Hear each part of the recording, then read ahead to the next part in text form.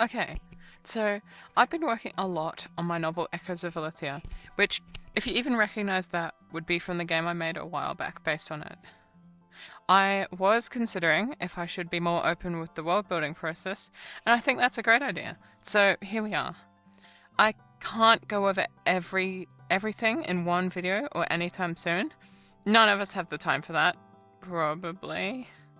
But I'd like to discuss a few ideas floating around in my head recently. The most pressing matters are the conlang Velithian and the culture/religion of Orderism.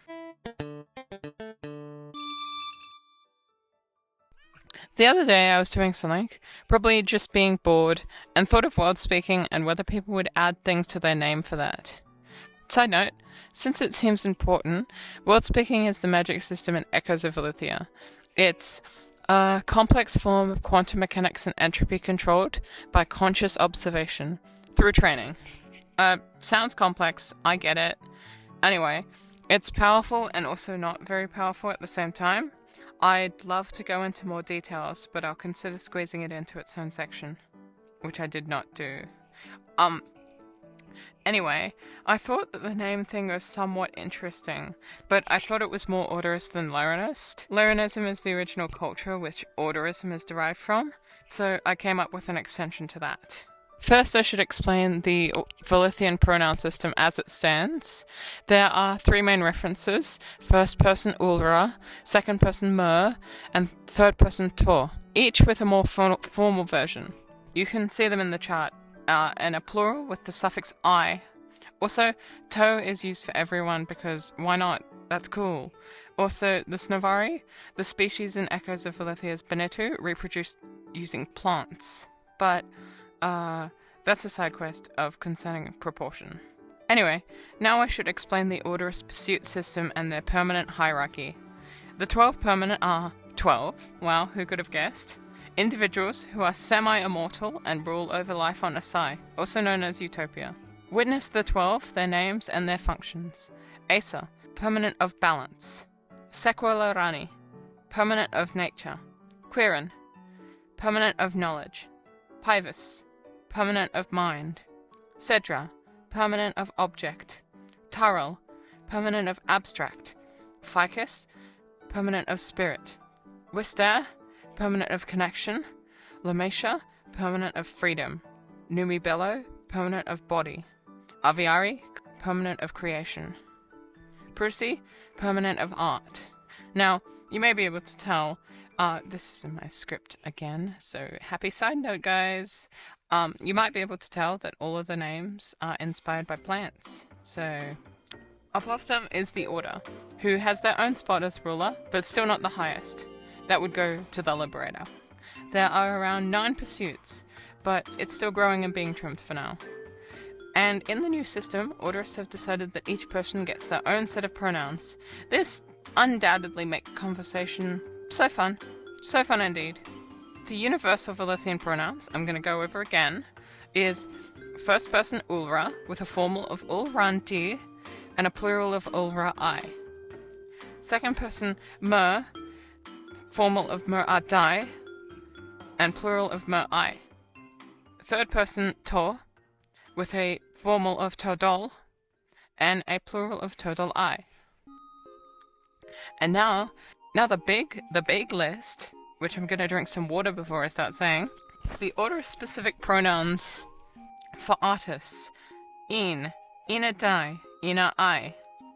Scholars, Öla Redai, and Öla I. Nature, Lena De, Le I. Health, Sne Ode, and Sne I. Combat, Veka De, Veka I. Connection, Erleste, Erla I. Spirit, Where De, Where I. Order, Atsa De, Atsa I. Oh, woo! Atsa De I. As you would notice, the order carries the formal to the plural. You would very, very, very rarely hear someone referring to to an order-pursuing orderist using informal. Like, it's very, very impolite in orderism. Utility. Tre, trende, tre I. Abstract. Undwe, undwe I. Anyway, if you need to review those, there's this entire table, so... Now, I do like this system, and I think it works well thematically, and I'm mostly enjoying showing it to the world, but I would love to know your thoughts. They interest me greatly. Anyway, I did say I had 2 ideas, so the other idea I had also involves specific rules for world speakers under the Orderist system. Even Velithian Arts uses, which is an Orderism-specific subset of world speaking. So I need to branch out for a second to explain my thought process here. There's this game called Signalis. If you haven't heard of it, I really implore you to check it out and avoid spoilers. I'll try not to spoil anything, but there's this really cool concept called bioresonance. It's kind of important, but what I find most alluring to my little world-building brain is the marks that individuals of this power have to wear. They wear this triple diamond pattern on their forehead, and it looks quite cool in my opinion, even if it is fictional oppression incarnate. I really want to add something similar to this about world speaking in Asai.